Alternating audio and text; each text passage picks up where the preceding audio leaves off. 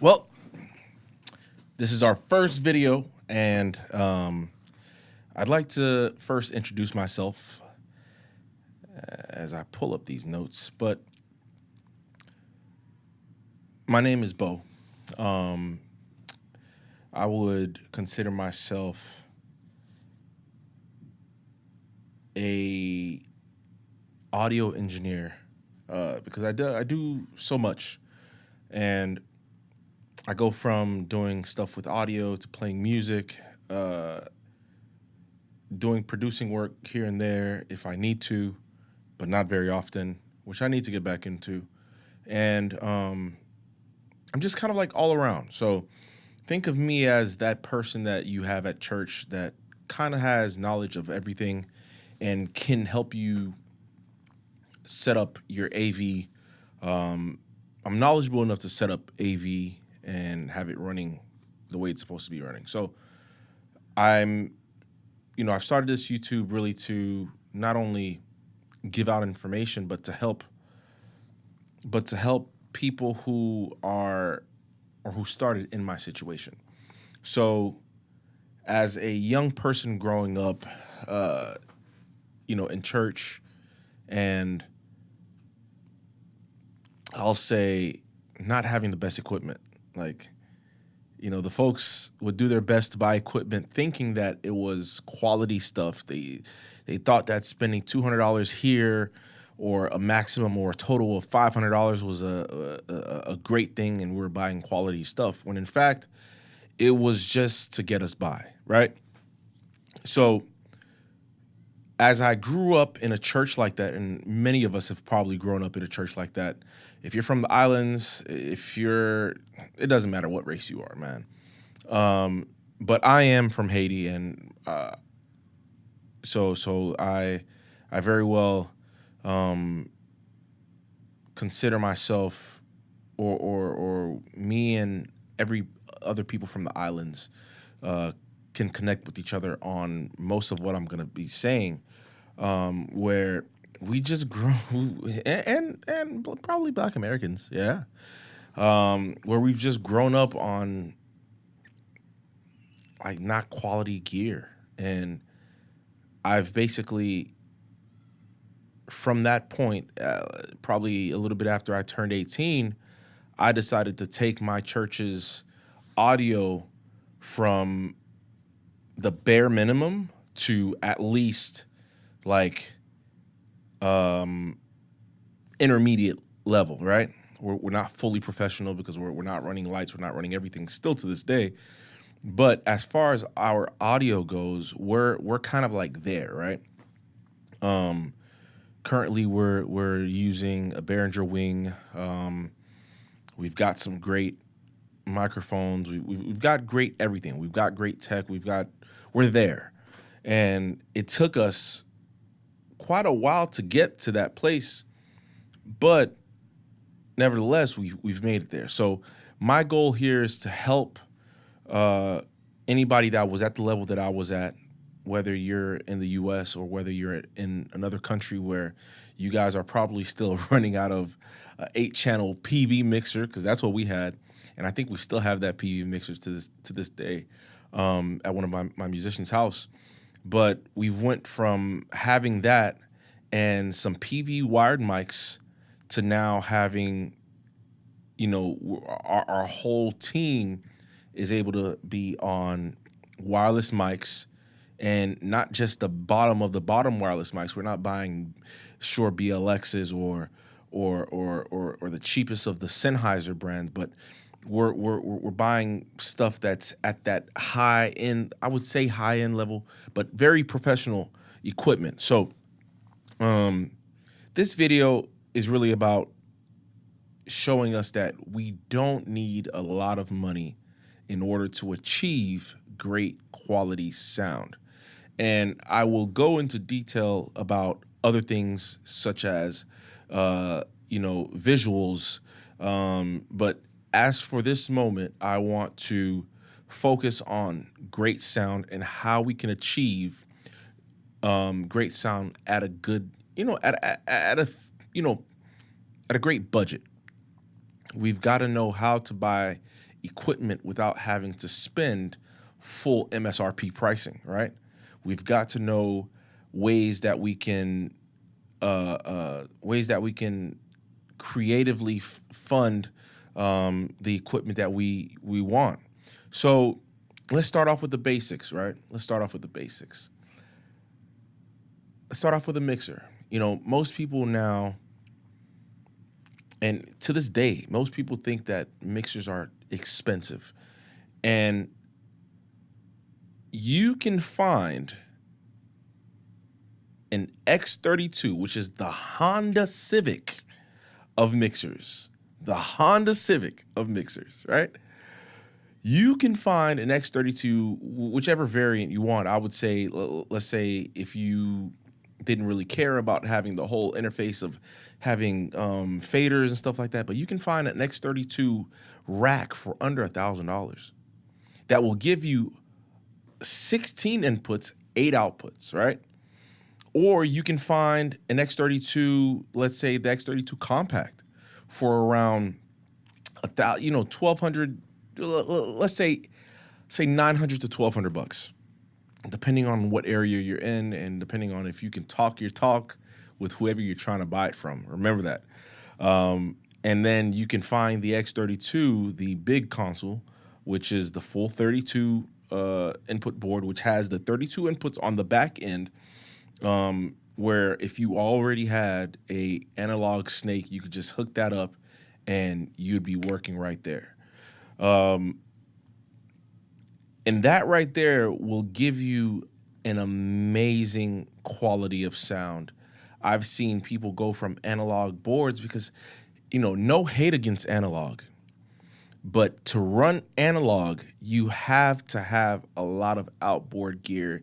You've got to be routing stuff here, routing stuff there, just to make something sound great, right? We can skip all of that. Let's just skip all of that. And let's just go straight into the affordable digital mixers of today, of 2025. And the X32, in my mind, is still king of the cheapest digital mixer to be produced. By far the cheapest and the best of its class. When I say of its class, I know you guys may say Allen and Heath, which to each their own. But that board right there can start you off and get you it can get you really far. And then we can go into mics. When you have a great board and you want to put some mics through it,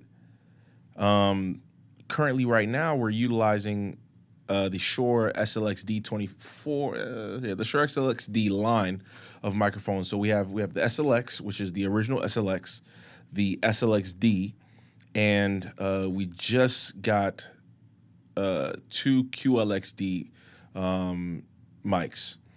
And I promise you, this is not magic. This is through time. Through times. It doesn't happen overnight, but through time and through searching, I was able to find deals off of Facebook Marketplace. So there are people in your local area that will be they may want to offload things and they may not want things, or maybe you have to talk them down because they're at a price where, it's close to the MSRP because they just want to sell it and at least make a good amount of money back, right? So it's a mix of you having to either smooth talk that person into lowering the price for you, or it's just a deal that you cannot pass up on. So in this game, if you really want to make things work, you can't pass up on deals. You just can't. And I know you're going to say, look, but my church doesn't have money. My church doesn't have this. My church doesn't have that. Any church that's watching this video, please, I understand what you're saying only to a certain level. But if you can budget a few $100s every month, let's say budget $200 every month to go towards investing in stuff that's going to help your church grow in the future, or to help your team to be able to work under, you know, to not have to work under stress of having bad audio equipment, please spend the money. Oftentimes churches, they think that, you know, to survive, they have to spend all their money on the other things of church, but not understanding that when you buy good equipment, you'll never have to think about buying it, buying a replacement or something better in the future, right? And that future could be, I'll say for us, we won't have to buy another mic for the next 10 plus years, right? And the reason I say this is because the equipment that we buy they can adapt to different things. They can very well adapt to different things. Let's say our mics, for example. Let's say, oh, we don't like our mic. We don't like the way that it's sounding. Maybe it's not right for our congregation. Maybe it's not right for our singer. All we have to do is pop off. You know what? Let me show you. Oh.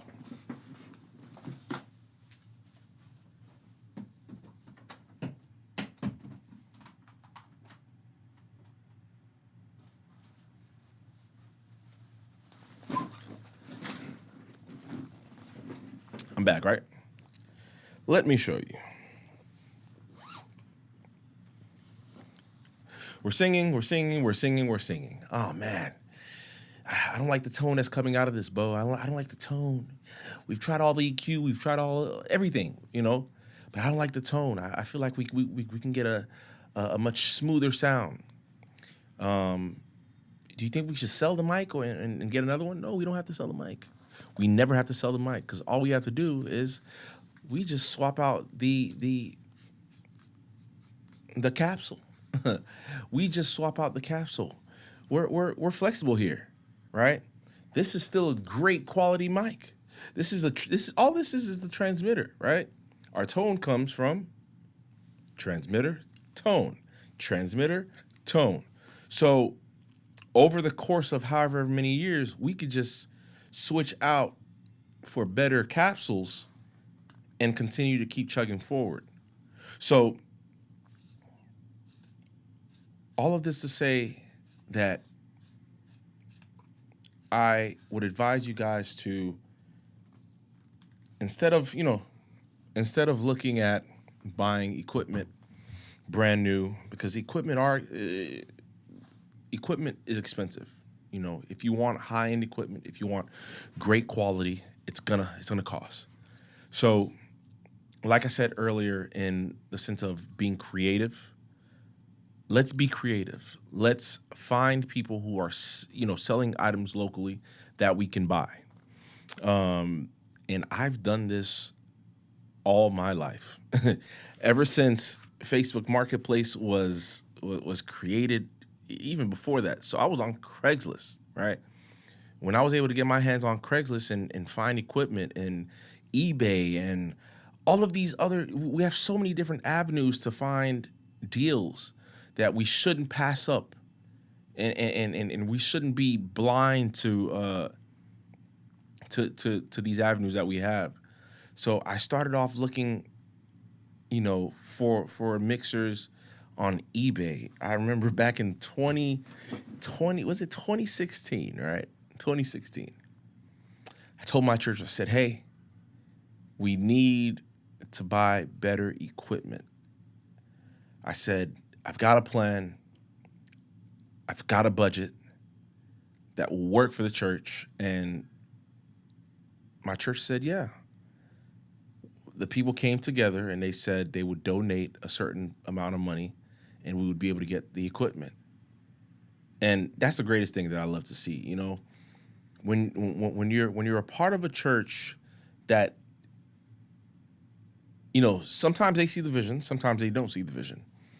But when they're willing to invest the money back into the congregation, and they'll actually see that money working, and not for selfishness, not because they put the money and they just want to, oh, because I'll put this money, it should be, no, none of that, but for the growth of the church, for the advancement of the church.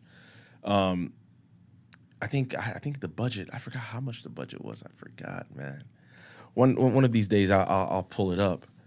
But in that year, I think we bought the X32. That was 2016, I think.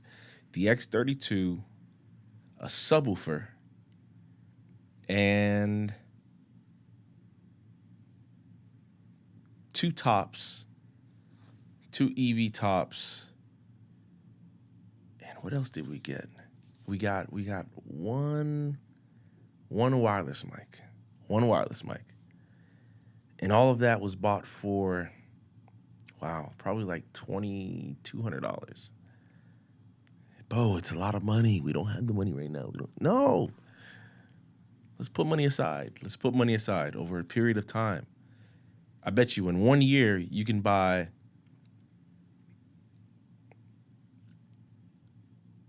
a majority of the things that you need if you put just a little bit aside.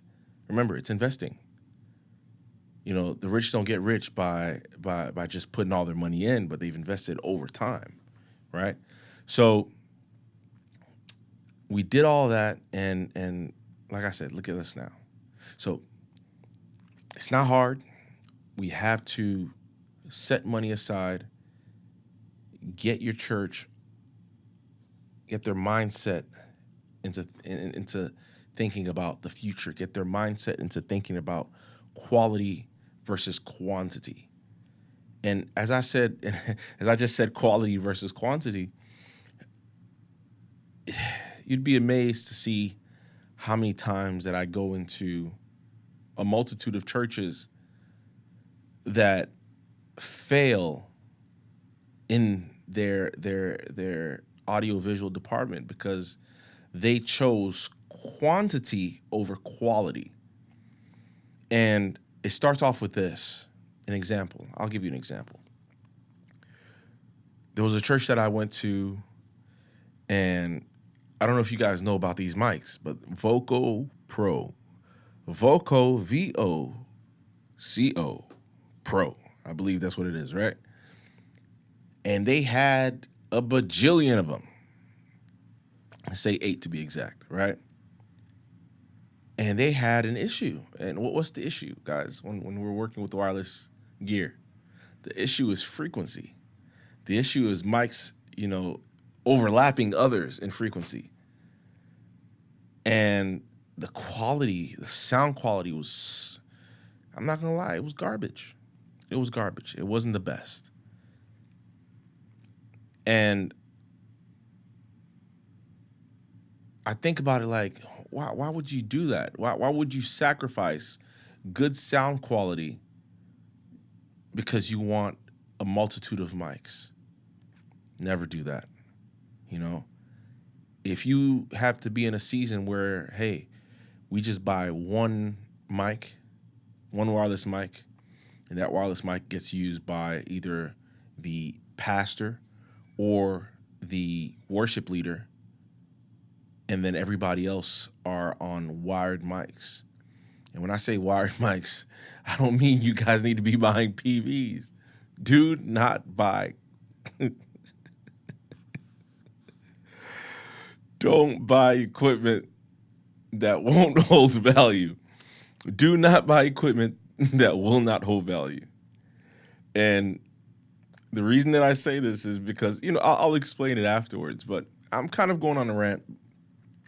But it's to really give you guys game, and I hope that you guys can take this information and ask me questions if you need to, and I'll be able to answer them.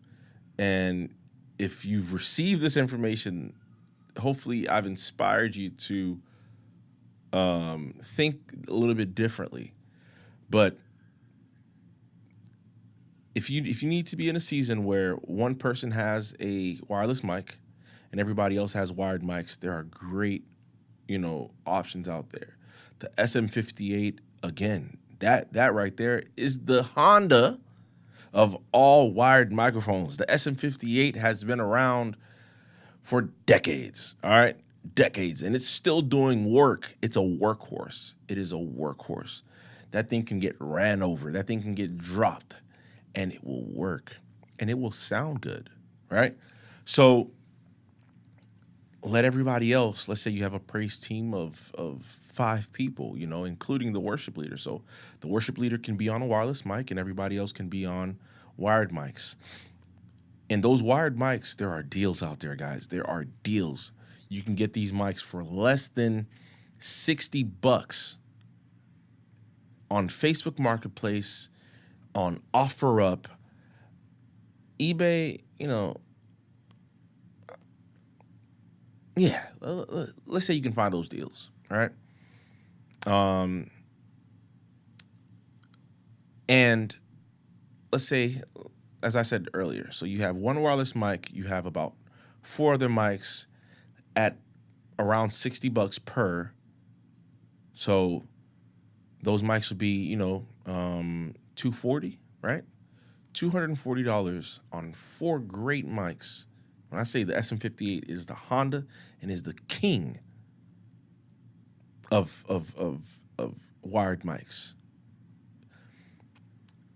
You can do that. Do it. You know, at least you know you won't sacrifice.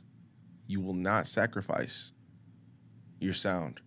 And then once you guys have elevated from having one wireless microphone to about 4 wireless microphones, you guys can then choose to offload the wired microphones that you guys had before and sell them. And you will be able to get, if not like if not the same amount of money that you spent on those mics, you'll be able to get at least 80% back. Minimum, at least 80% back. And I'm hopeful that you can get 100% of that investment back by buying it at a nice low price. And then you continue to build from there, right? When we buy quality gear, it allows us to be able to sell it when we no longer need it and not lose out on a lot of money. But when we buy cheap gear, what happens is that cheap gear, if you didn't put any warranty on it, once it breaks, it breaks. You know, once it breaks, it's done. Now you're out of money. Like you're out of of equipment that you bought, and you no longer have support to fix it. And most of the times, they're going to tell you that you need to either just buy other gear. Like they're going to say it's not worth fixing. All right, got cut off for a minute. But like I said, when you buy, you know, you could make that money back by selling your gear and then reinvest it into whatever new gear that you get into. And most of the time, once you sell that gear, you would have saved your, you know, the money that you would have put back into new gear. You would have saved a bit of money, right? Rather than having, you know, a stockpile of equipment that you just, you know, have hoarded over the years. You're taking in and kicking out, taking in and selling, taking in, doing whatever you want to do. And if you know, sometimes you want to be a blessing to another ministry, or you want to be a blessing to somebody who you see has the drive to do something that you know they could benefit from the stuff that you have. But guys, all of this goes to show that it doesn't cost a lot to be great. It just takes the initiative to find equipment and, well, before even finding the equipment, it takes the initiative to put money aside, set money aside for a goal that you have, whether the goal is going to be 3 months down the line or a year down the line. but putting that money aside to know that, listen, we're going to buy quality things to better, you know, ourselves, to better our team, to better our organization, to better our church, um, and to elevate us, because we don't want to stay stagnant in continuing to use items that are not of quality. So I know I was on a little rant, but hopefully in the future I'm able to make some shorter content to be able to help you guys much quicker and to give you guys, the knowledge that I have. So see you next time.